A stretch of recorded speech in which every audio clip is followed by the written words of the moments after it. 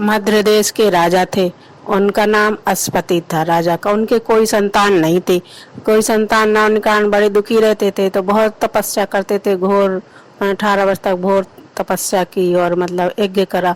तो यज्ञ कर रहे थे, पत्नी साथ यज्ञ भी करा करते थे। तो उन्हें यज्ञ करते समय सावित्री देवी आई, ब्रह्मा जी की पत्नी सावित्री देवी। उनके इस घोर तपस्या यज्ञ से बहुत प्रसन्न हुई। कल नहीं राजा, हम तुमको एक कन्या दे रहे, अपने अंश से एक कन्या आपको दे रहे हैं। तो कन्या उत्पन्न करी उन्होंने और दी। तो राजा बड़े खुश हुए। राजा ने वो कन्या ले ली। तो जो कन्या दी बहुत सुंदर थी, बहुत रूपवती गुणवती। तो बहुत उन्होंने राजा ने कन्या लेकर, सावित्री देवी के वरदान से अंश से हुई थी, तो इसलिए उन्होंने उनका नाम सावित्री रख लिया। सावित्री रख लिया। सावित्री धीरे धीरे बड़ी होने लगी। राजा उसके लिए शादी का यज्ञ वर देने लगे, लेकिन राजा को सावित्री के जैसा लायक कोई अपना वर नहीं दिखा। तो राजा ने एक दिन सावित्री को बुलाया और कहा कि सावित्री, अब तुम विवाह योग्य हो गई हो और विवाह कर लो। तुम अपनी पसंद का वर चुनो, हम चाहते हैं। तो उन्होंने कहा ठीक है। वो अपने मंत्रियों के साथ जगह जगह ऋषियों और क्या कहते ऋषियों के आश्रम, नदी, तपोवन जगह जगह जाने लगी। ऋषियों के जगह जगह आश्रम में और वनों में, गांव सब जगह जाने लगी, लेकिन उसे कहीं कोई न मिला। और जंगल में जब गई, ऋषि मुनियों के आश्रम के वहाँ से वन में जा रही थी, तो उन्होंने देखा कि क्या कहते हैं धर्मसेन राम का राजा था, जो उसका राजपाट छिन गया था, उनके शत्रुओं ने छीन लिया था सब।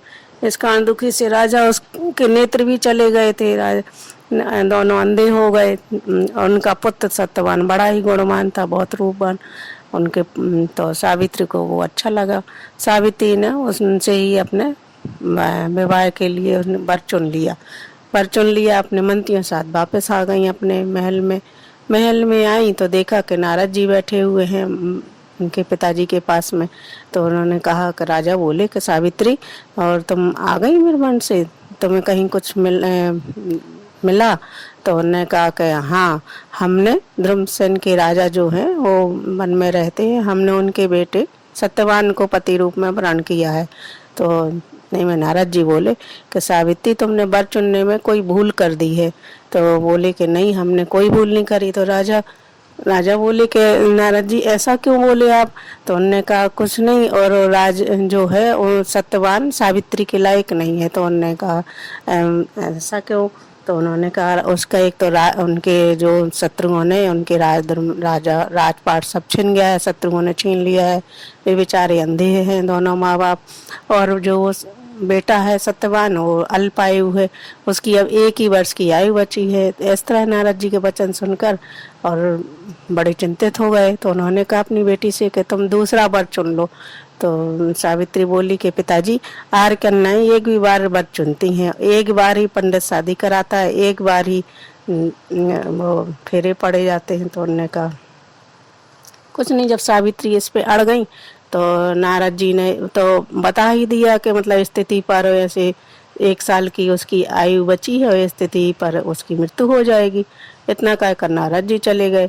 जब सावित्री अड़ गई तो नारद जी कह गए थे कि इनके जब सावित्री की यही जिद है तो शादी कर दो उनसे। शादी कर दी उनने। शादी धूमधाम से राजा ने करी सावित्री की, और दोनों अपना वन में जंगल में रहने लगे। जब उसकी मृत्यु का निकट आ गया तो 2-3 दिन पहले सावित्री ने व्रत रखना शुरू कर दिया।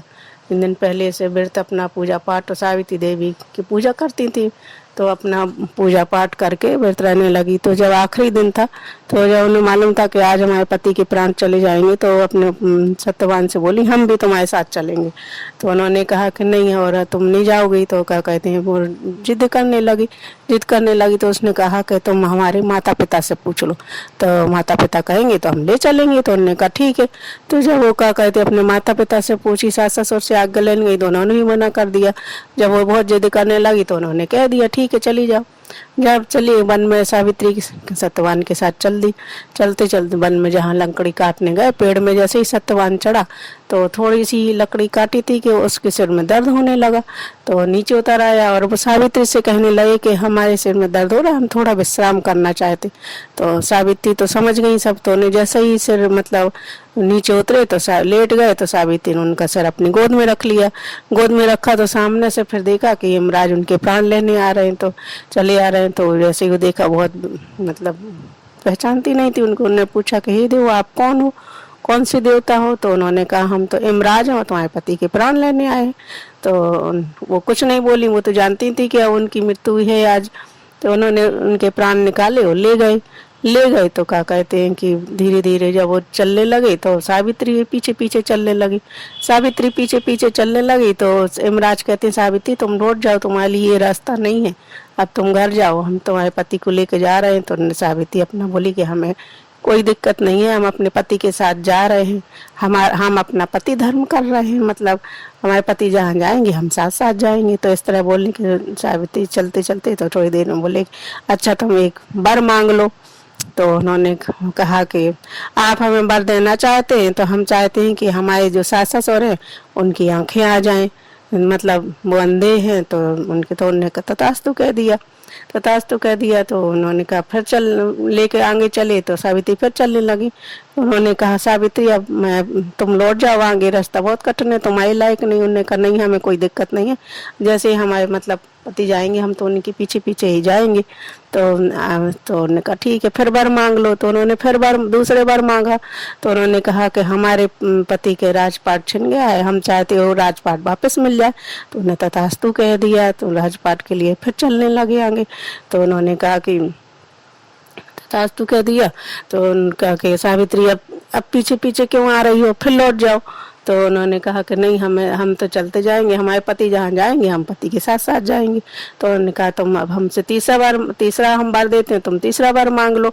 तो उन्होंने कहा कि जो हमारे मतलब राज्य मिल गया, हमारे मतलब राज्य ससुर करेंगे उनको आगे चलाने राज्य के लिए, उनके पुत्र के सत्यवान का जो पुत्र है उनके राज्य चलाने के लिए उनके 100 पुत्र हों, ऐसा हम चाहते। तो उन्होंने 100 पुत्र तथास्तु कह दिया। तो इसके बाद फिर सावित्री वो चले गए, आगे चले तो सावित्री फिर चलने लगी। उनने कहा अब तो तुम्हें हमने वर दे दिए, तुम जो तुमने मांगा हम देते जा रहे हैं, अब मैं तुम्हारे पति के प्राण के अलावा तुम जो मांगना हो मांगो, हम तुम्हारे पति के प्राण तो नहीं देंगे। तो कुछ नहीं, सावित्री बोली हमें तो आगे चलने में कुछ नहीं दिक्कत है, लेकिन आपने जो वरदान दिया है उसको आप पूरा करो। तो उन्होंने कहा कि उनको दिमाग में नहीं रहा सत्यवान को कि हमने क्या बोल दिया, जो मांगा उसने तथास्तु कह दिया। तो उन्होंने कहा आपने सत्यवान के 100 पुत्रों का, सत्यवान के साथ हमें 100 पुत्रों का होने का वरदान दिया है, तो जब सत्यवान नहीं रहेंगे तो 100 पुत्र कहाँ से होंगे, तो तुम सत्यवान को लौटाना पड़ेगा। तो यमराज को अपनी बात का दिमाग में आया, तो उन्होंने अपने सत्यवान के प्राण लौटा दिए, अपने सावित्री वो चले गए। अब बोली सावित्री तुम इतनी मतलब पतिव्रता नारी हो, तुम्हें एक तक याद किया जाएगा, जो है क्या कहते हैं बट बिटते आज सोमवत बट सावित्री अमावस है, और इस दिन सब लोग स्त्रियां तुम्हारी पूजा करेंगी और तुम्हारे नाम की ही कथा जाप किया करेंगे। तो जहाँ तो उन्हें ठीक है, सावित्री अपना उनके प्राण दे दिए, तो अपने पति को लेके अपने उनके सास ससुर के पास आ गई। देखती है कि इधर सास ससुर उनकी आंखें आ गई और उनको राजपाट मिल गया। तो सब अपने खुशी खुशी महल में जाके रहने लगे सावित्री की, और सावित्री और कई सालों तक अपना वो रहे। तो उन्होंने कहा ठीक है।